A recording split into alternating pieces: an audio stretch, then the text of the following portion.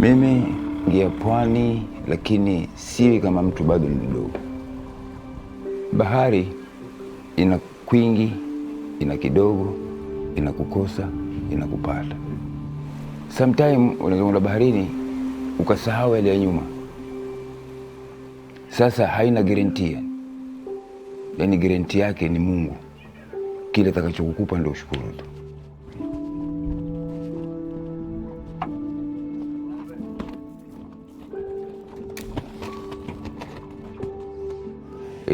Sasa ndio nikaanza kuingilia heroin.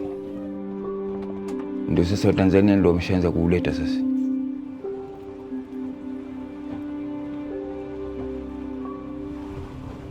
Na katika hao watu 8-7 karibu 5 washakufa. Tumebaki watu 2 Minangala.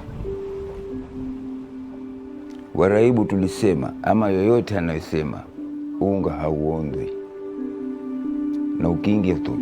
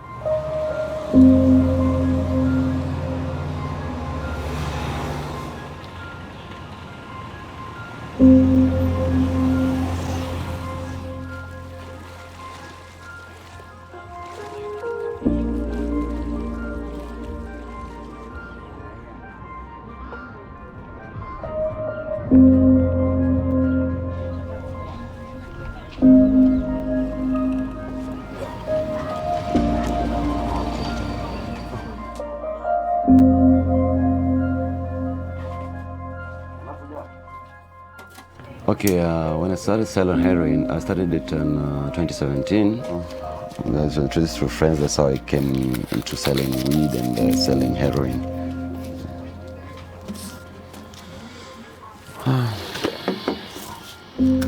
It's done through shipping.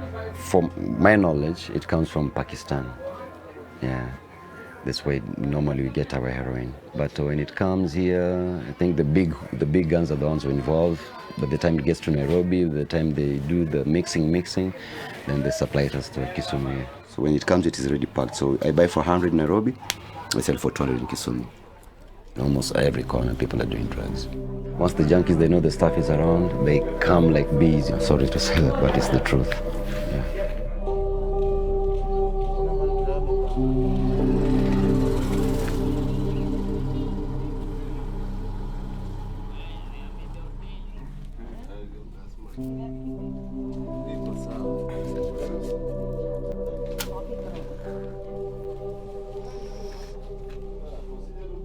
Yeah, I'm a sex worker and I began 2 years ago. I'm an orphan. I have a baby. The father, he was supporting me, but we had an argument and he left me. So I survive on my own. I hustle. I hustle through my body. Most of the time when I'm going for my sex work program, I'm always high because I can't do it on a sober mind. I smoke heroin. Apart from that, I smoke marijuana too. It numbs my mind. So when I started smoking it, I felt that numbness. And then the numbness helped me forget most of my problems. So I kept on taking it here.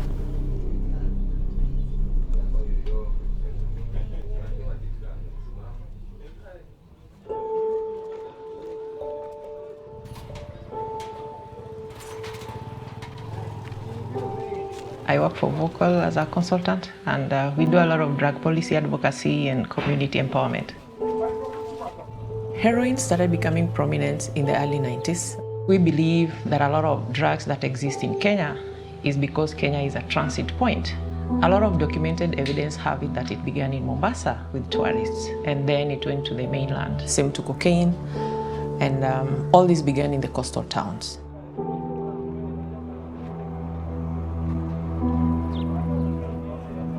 In the past 5 years, there has been a large number of growth.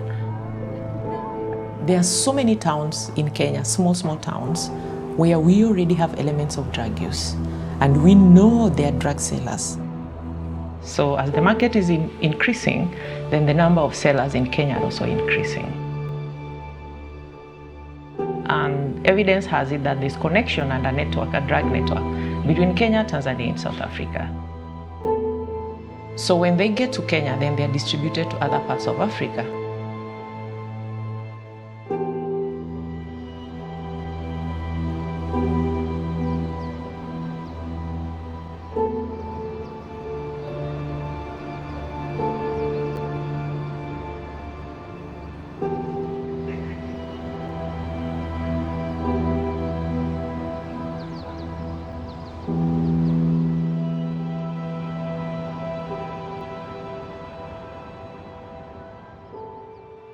Yeah, it's nice. It's good. Yes, this is a good stuff. It is.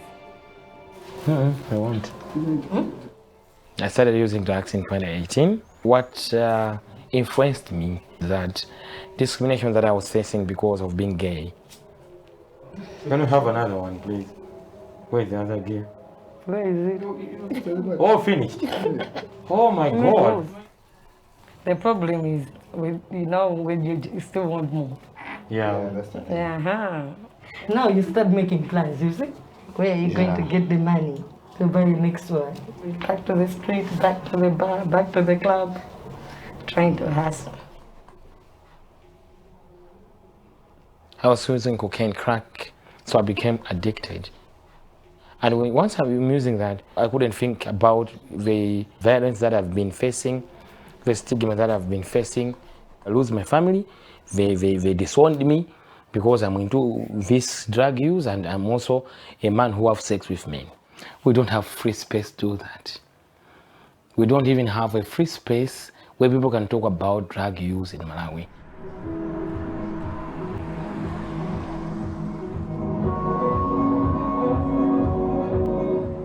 I'm a drug user. Yeah, I use crack. I began sex work in 2009. My friends were making money, and I thought, okay, I can also make money out of this. But mostly it was because I had a habit that I had to finance. More than 90% of all female drug users, one way or the other, have done sex work to finance drug use. When I first started using, I wouldn't function. I lost my job. I lost all my material things to drugs. I ended up on the street. Later on, that's when I started putting it under control. But I kept, it's so hard. It's still hard. You try, but it's still hard to stop. There is no support at all for drug users here. None at all.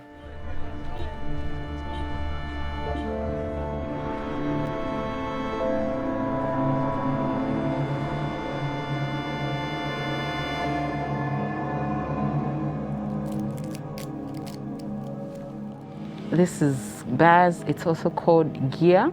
It's also called Clark Rock. It's made out of powder, which is cocaine, and we mix it with soda. We use a tablespoon, and then we take a lighter under the tablespoon. We light it up. You add a bit of water.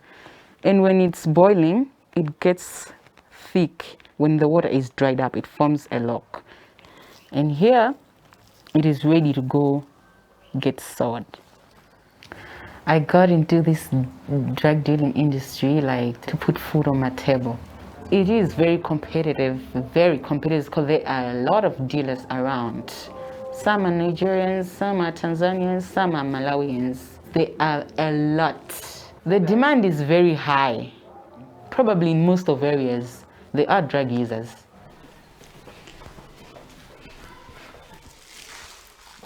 Crack cocaine, that's my drug choice.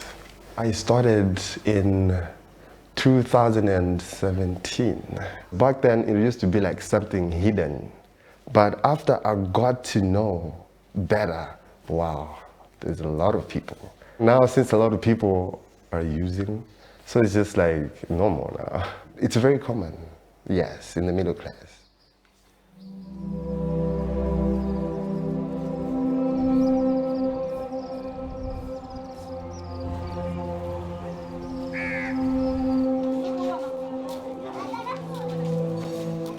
Na katika Kenya tumeona kwamba shida inazidi kuwa kubwa. Tunajua kwamba sellers wapo, lakini kama serikali imeshindwa sana sana kudhibiti kuingia kwenye hizi drugs hapa.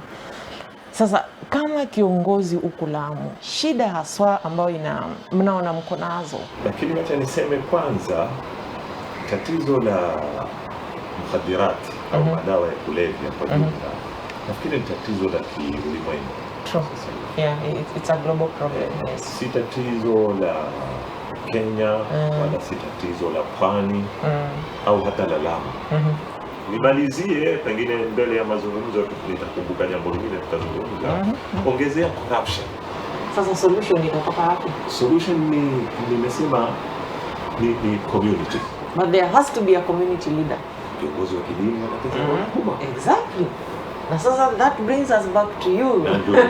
Nimesema mimi, but kuzungumza peke yake ni hatua.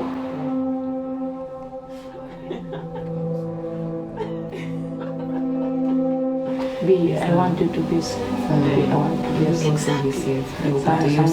Pia wanaweza kuja nikane sababu mimi ninalala nje. Lamu watoto wengi wanavuta heroin, wengi sana, lakini kila moja ako na shughuli yake, lakini wanajua mimi navuta hiyo kitu. Ya bidhamu ni kwamba ngoja na mai wenyewe ndio kuja moto wake kuni ndio kitu tatu ndio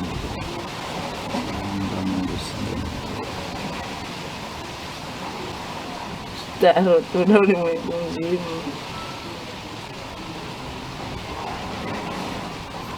Mungu atatusamehe.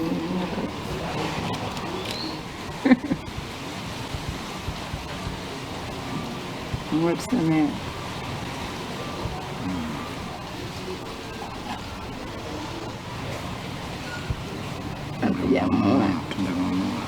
Watu wote Bwana ndio una neno ya itaonekana tunajibu.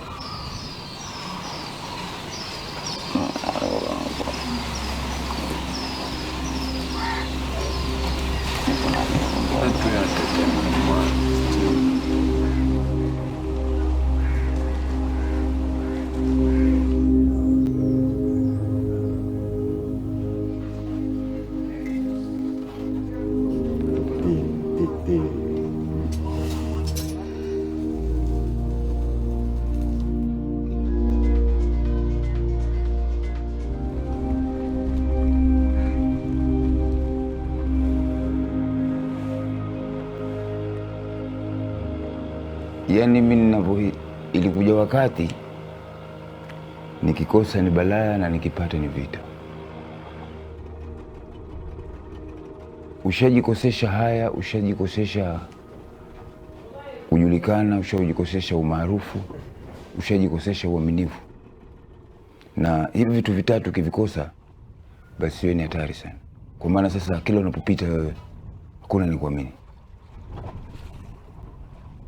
Yaani sidhani kama kuna kishipa kinanipiga ati watanivuta. Na linaniweka mimi kwenye mashaka na Mola wangu. Na kwingi sasa ni kuomba toba, na Mungu hakatai kumpa msamaha mja wake ikiwa umeingia kwa njia ya kisawasawa. Lakini hisia yangu mimi kusema ati yaani kama nilipewa chakula nimekula nimeshiba.